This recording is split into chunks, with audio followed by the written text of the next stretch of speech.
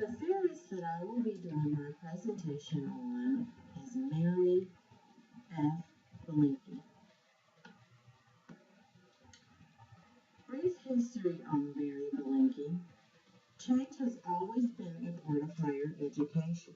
So when Belenky and her counterparts developed the book, Ways of Knowing, it was no surprise to society, which came with some criticism along with praise.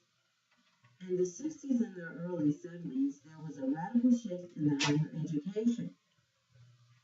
Belenky and her group were a part of this radical shift. They had the opportunity of reading the work of other theorists such as Perry, Love, and Guthrie. Belenky's observations of these theories were the gap in diversity among their participants. Perry, in particular, his theory of intellectual development did not include women. This theory was driven by men. Therefore, Belenky developed an intellectual theory that was driven by women. Even though there are similarities between the two theories, Belenky includes a multicultural approach among the women participants. Transforming of knowledge. The book.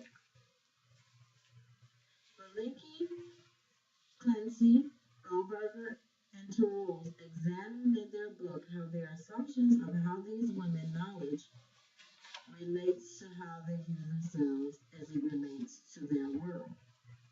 In the body of literature, Ways of Knowing, the authors discussed the 5 ways of knowing, which represented different points of views in women's cognitive development. Conducted research. Mary Belenky, along with other female theorists, examined the cognitive development of women in a published book named Ways of Knowing. The theorists conducted a research study which included 135 women ranging from the ages of 16 to 60, who varied from race, class, and ethnic education. In the literature, the authors explored the 5 stages of 5 epistemological perspectives, ways of knowing. Silence, received knowledge, subjective knowledge, procedural knowledge, constructive knowledge are the 5 ways of knowing. We will look at the first. Silence. Words viewed as weapons, worried about being punished for using words. Ways of silence available, limited to the present, the actual, the concrete, the specific, and to actual behaviors, life, sea, and polarities. Blind obedience to authorities of utmost importance for keeping out of trouble. Speaking of self was almost impossible. Women often talked about voice and silence in describing their lives. The development of a sense of voice, mind, and self were connected. Receive knowledge. Feel confused and incapable when required to do original work. Paradox is inconceivable, intolerable of ambiguity. The longer you work, the higher the grade. Worry that developing their own powers will be at the expense of others. Look to others for self-knowledge, unable to see themselves as growing. Think of words as central to the knowing process. Learn by listening. Concrete and dualistic thinking. Little confidence in their own voice. Trust their friends, share exactly the same.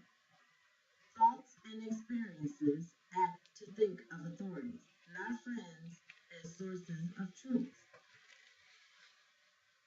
Equate receiving, retaining, and returning the words of authorities with learning. Subjective knowledge. Distrust logic, analysis, abstractions, and even language itself. Some of these methods belonging to men. Lack of grounding, insecure, integrated, and enduring self-concept. Fears that using combative measures in support of her opinion may jeopardize connections with others. Not at all the masculine assertion that I have a right to my own opinion. Rather, it is the modest and offensive statement, it's just my opinion. A sense of voice arises. Truth is an intuitive reaction, experience not thought out. Still, the conviction that there are right answers, the source of truth shifted locale. Truth comes from within the person and can negate external answers women become their own authorities. First-hand experience is valuable source of knowledge. The prominent learning mode is inward listening and watching. The continuation of procedural knowledge. The orientation toward impersonal rules is separate knowing. Impersonal. Procedures for establishing truth. Relationship orientation has to do with connected knowing. Truth emerges through care. Thinking is encapsulated within systems. Can criticize the system, but only in the system's terms, only according to the system's standards. Women at this position may be liberal or conservative, but they cannot be radicals. At first, this does not feel like progress. Confidence wanes, then a voice becomes critical. The notion of ways of looking is central to the procedural knowledge position. Knowledge is a process. Procedural knowledge has elements of separate knowing and connected knowing. Connected knowing, based in capacity for empathy. Hope to understand another person's idea by sharing experience that has led to the forming of the idea began with an attitude of trust. Dialogue is more like a clinical interview if one can discover the experiential logic behind these ideas. The ideas become less strange, and the owners of the ideas cease to be strangers. Separate knowing. Opposite of subjectivism, while subjectivists assume that everyone is right. Separate knows that everyone, including themselves, may be wrong. Realize that relationships are not on the line and able to defend against. Authorities, experts only as good as their arguments. Separation from feelings and emotions of self and the cause of objectivity. Constructed knowledge, integration. Develop a narrative sense of self. High tolerance for internal contradiction and ambiguity. Do not want to compartmentalize reality. Constructed knowledge. Relationship to other theories. Let's look at Perry's theory. Receive knowledge in comparison to Perry's dualism, which represents black and white absolute truths. Subjective knowledge is similar to Perry's multiplicity, which focused on ages as early as adolescence. Both theories focus on personal intuition and truth. Procedural knowledge shared comparison with Perry's relativism, and it concentrated on context and situation-specific evidence. Constructed knowledge similarities with Perry's commitment and the sense that both includes the role of neural strengths of the theory. Women participants, diverse backgrounds. Women have the opportunity of having their voices heard. A resource in academic setting adds new knowledge to our knowledge concerning women's intellectual development. Weaknesses of theory. Lack of detail about the interview process and results. Some professors would not like to use this theory for undergraduate texts. Questions are circulating concerning the validity of the theory. Feminist women-driven theory because of the rejection from men. for practice. Ways of knowing can help with student affairs professionals when working with students who struggle with their sexual orientations. Student professionals working with female students will have insight on how to deal with abuse, violence, and sexual harassment, and even influences on cognitive development.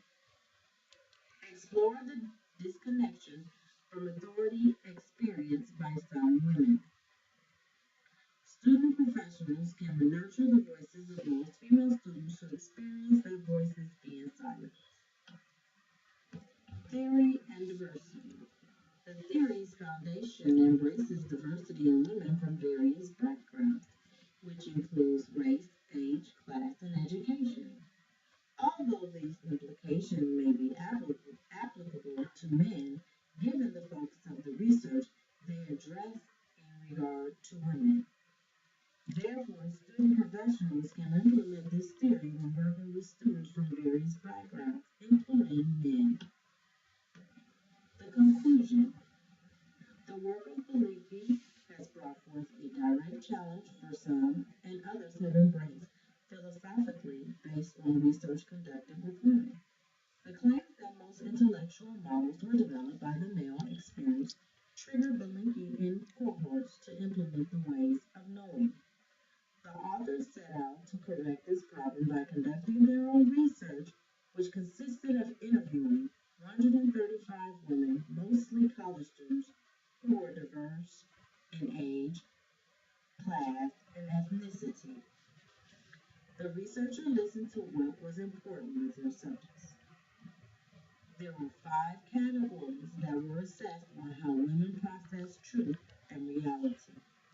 The basis of the book was to analyze the acceptance of consensualist and historical approach when it came to sex differences. Even though there is still great debate over this piece of work, one must admit with this body of work, there would not be the consideration of valuing what women have to say.